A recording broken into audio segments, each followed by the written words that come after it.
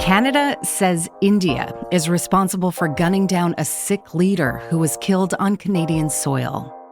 That story is where we're starting the 7 from the Washington Post. I'm Renita Jablonski in for Jeff Pierre. It is Tuesday, September 19th.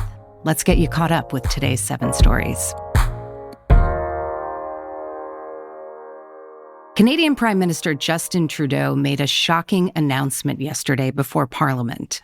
Over the past number of weeks, Canadian security agencies have been actively pursuing credible allegations of a potential link between agents of the government of India and the killing of a Canadian citizen, Hardeep Singh Nijjar.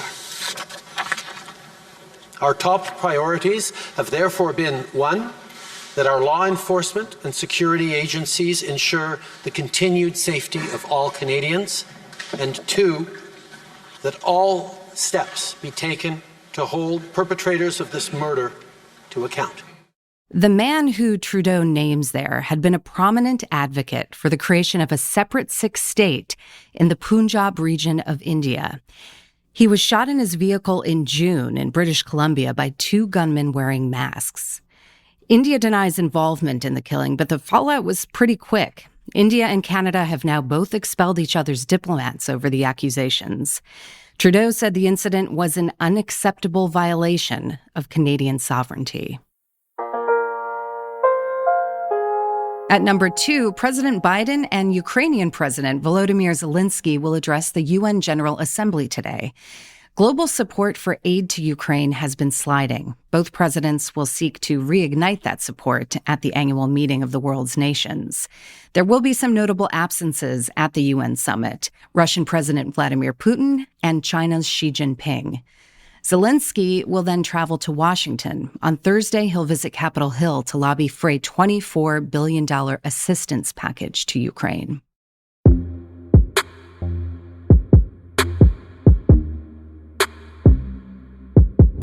At number 3, 5 American citizens imprisoned in Iran are heading back home. Here's Secretary of State Antony Blinken announcing yesterday's release. Just a few minutes ago, I had the great pleasure of speaking to 7 Americans who are now free from their imprisonment or detention in Iran, out of prison, and now in Doha, en route back to the United States to be reunited with their loved ones. 5 of the 7, of course, had been unjustly detained, imprisoned in Iran, some for years. 2 others had been prevented from leaving Iran. As part of the deal, the U.S. released 5 Iranians and unblocked the transfer of $6 billion in Iranian oil funds. Those had been frozen in South Korea.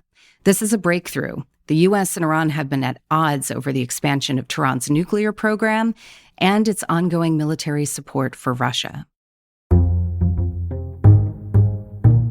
The U.S. News college rankings have been scrambled by formula changes. That is our 4th story this morning.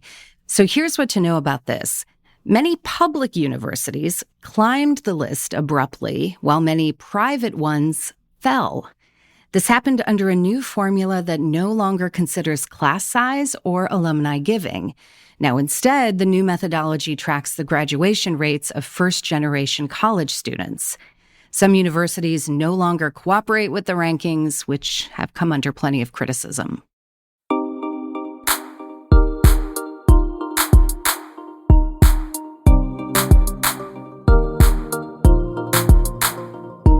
Number 5. A new study says working from home can help reduce climate warming emissions. This study was published yesterday. It says fully remote workers could be benefiting the environment because they produce less than half the emissions of people who spend their days in offices. The main reasons for this: you aren't using office energy, and of course, are not commuting. The study also shows that hybrid work could reduce workers' emissions by 11 to 29%. Researchers did note, though, that their findings could change as the country adopts electric vehicles and clean energy sources. And there's a lot more that companies can do to make their offices more energy friendly. Number 6 is another study, and this one says that many of today's unhealthy processed foods were created by big tobacco.